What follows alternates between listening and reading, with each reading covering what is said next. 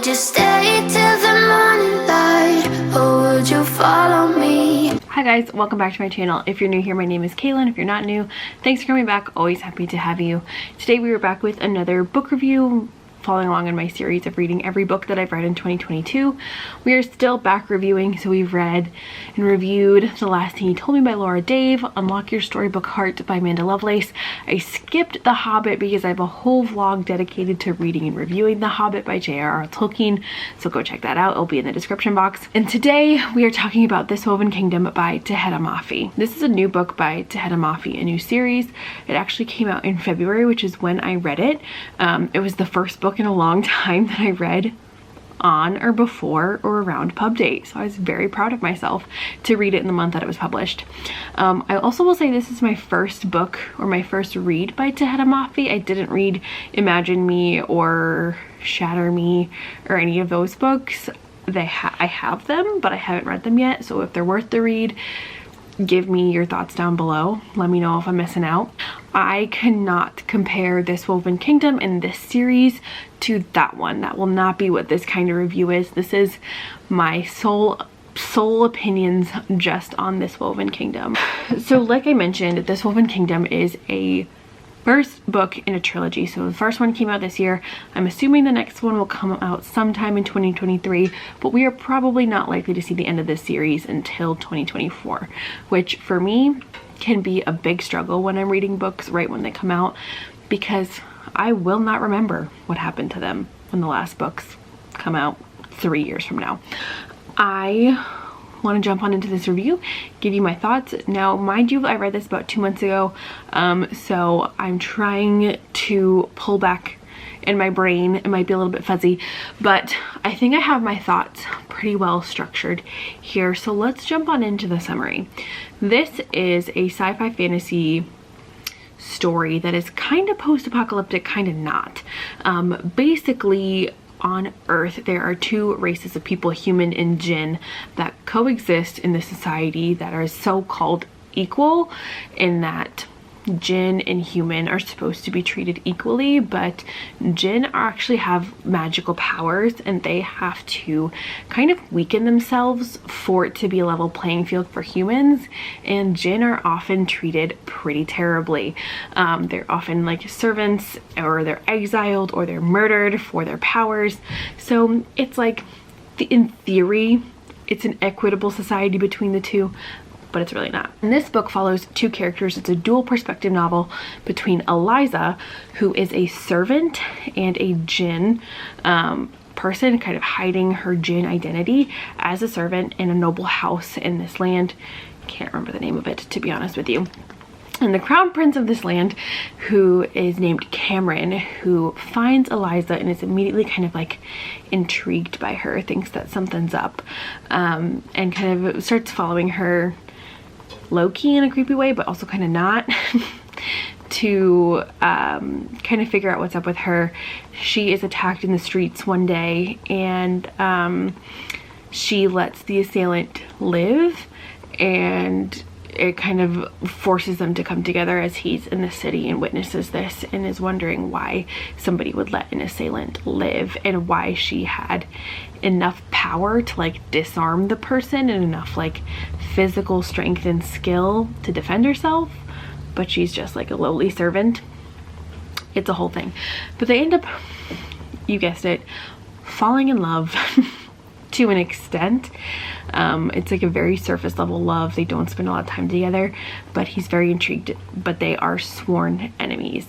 This review is going to have to be a little bit spoilery, so I apologize. It's discovered pretty quickly that Eliza is a missing, lost queen of the jinn people, and she has a claim to the throne in this kingdom, and she is the sworn enemy of Cameron. And throughout the novel, Cameron and his family basically are plotting to kill Eliza, but Cameron really doesn't want to, and wants to coexist with her, but his family is not very much for that, because she is supposed to bring down their entire royal line. So that's kind of what happens. first book in the trilogy, let's talk about the pros and the cons. I think it's a really interesting concept. There's a lot of Islamic and Middle Eastern tradition that this book is based on. I'm trying to recall. I actually don't have my copy because I donated it once I finished it. Sorry. That it's based on a Middle Eastern poem.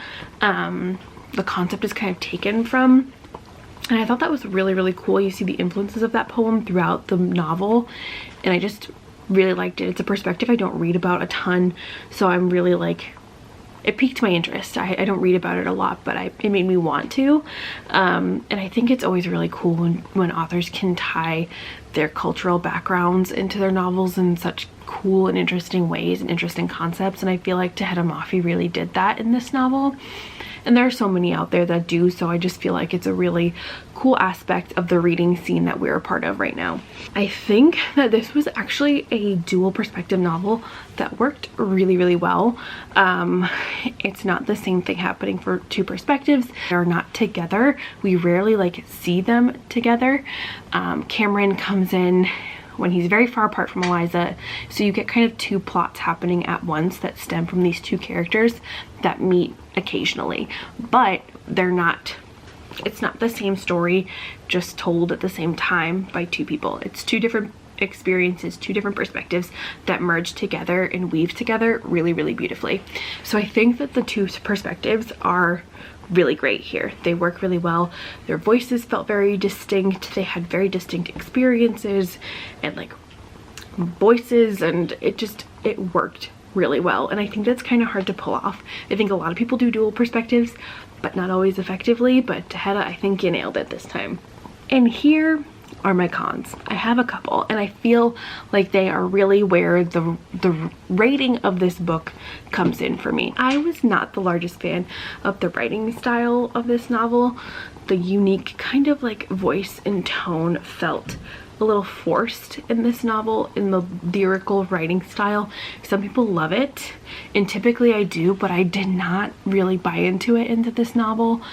It made a lot of the sentences just so wordy that I would spend so much time reading and rereading them, trying to figure out what she was trying to say.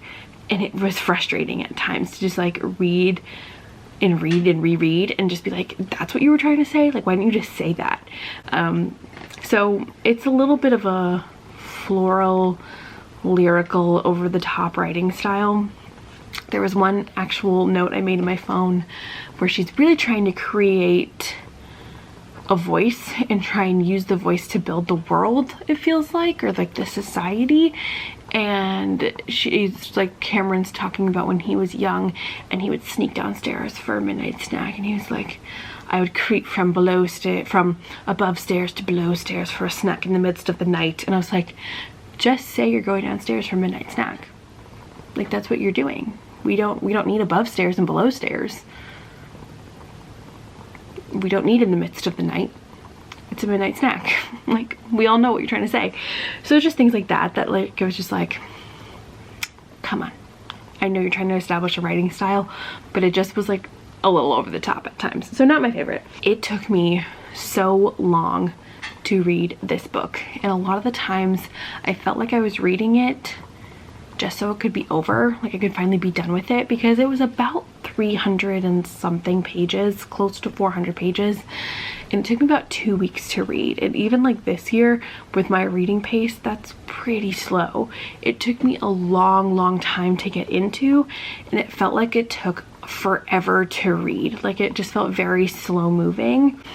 I will say the best part was the climax, which took place in the last 40 or 50 pages of the book, but it took so long to get there, and it was over in a blink of an eye. Like, by the time I got to the end, I didn't want it to end, but I had like 50 pages of like, yes, and then it was over. So it took a long time to get there. It felt like not a ton happened in that time frame. Like, you get little pieces of information here and there that are leading to a bigger thing, but in the action of the story, not a ton is happening that you really like are like invested on the edge of your seat. Like, things are just happening, and you're kind of like slowly learning things, but the real action of the story isn't until the last like 50 or so pages, and it's over so fast, and you're just like, no, like, why didn't you do this sooner? And then you know that it's over and it's another year until you're gonna read the next book. I'm not sure that I see this being a really quality trilogy. From what I got of the first plot, it didn't seem like there was enough to fill 3 books. There wasn't enough conflict for 3 quality books. Like, I feel like she probably could have done this really well in 1 or 2, but I don't see there being so far enough to be a 3rd book in the trilogy, if that makes sense. Like, if things had been like restructured and repaced, you probably could have gotten a good chunk of the story done in the first book and maybe a second one. But a 3rd one, I just, as of right now, what I'm seeing, I'm not seeing enough happening to fill 3 full novels. I don't know about that. I could be alone on that opinion, and maybe there's a lot more that she has planned that we don't know about, but from what I felt reading the first book, I could not see this being a trilogy, and I could not see myself reading the rest of the trilogy, to be honest. I mentioned in my summary of this book that Eliza is a hidden queen of the Jinn people, and a lot of the times it talks about other people seeking her out to tell her who she is and that they're coming to restore her to her throne. And from my perspective, it felt a lot like the throne was being like kind of forced back onto Eliza. Like, she had felt like a sense of duty and becoming the queen again and retaking the throne, but not that she actually wanted to, or that this was something that she had been planning for and looking forward to and wanting to do her whole life. It seems like a very new part of her life and not necessarily the future she wants for herself. It seems more like she just wants a life where she's alive and flies under the radar and she's safe, not necessarily that she wants to be a leader. And I think part of being a leader and a noble and a king or a queen is actively wanting to serve your people, and it, from what I got of this book, Eliza doesn't seem to want that job, and honestly I don't blame her. So it's hard to kind of buy into that like plot line when it doesn't seem like the main character wants it for herself, if that makes sense. This part was nitpicky, but I feel like there was so much to learn about Eliza, and so much of it we learned through Cameron and not from Eliza. Like, Cameron's spies or his castle court people would discover something and tell Cameron, and that's how we learned. And then the next chapter goes back to Eliza and she explains the thing we just learned. When I would much rather hear and learn those things about her from her own mouth and from her own perspective, and then have Cameron discover them later. I get that it's not the most like, whoa, like suspenseful thing, but it just like, Eliza, you're a cool girl. I want to learn about you from you, not from some guy. Come on. I think that's really it for pros and cons. I think the biggest thing is that it took a long time to get into, and it felt very, very slow, and like the writing style a little bit killed me. That was probably the worst, was the writing style. And I don't know if her other books are like that. If they are, I think those are the things that really got me here. I do think this is a really original concept. I think this could be really, really cool if it was just like expanded upon a little bit more and there was more action throughout the novel than in just the last 3 or 4 chapters. I saw a lot of other like readers and bookish people on Goodreads and on like Literal Club giving this 5 stars. It made me a little bit feel like I was missing out on something, and maybe I did. Maybe I am just unlearned and missed something. I don't know. I gave it like 3.5 stars. It was a good first, like, I haven't read YA fantasy in so long that I was very happy to do so, and I thought it was a good book. I thought it was interesting. I got through it. I really liked being in a kingdom court fantasy, especially in a different perspective and a different kind of like cultural timestamp than what I'm normally reading. I thought it was really cool. I loved the idea of these 2 races of people kind of like coexisting but still competing. I loved the dual perspectives. I thought they were really well done. So yeah, 3 or 3.5 stars for me. Not my favorite, but not the worst. I don't know that I will read the other ones. I think by the end, I just kind of like ready for it to be done.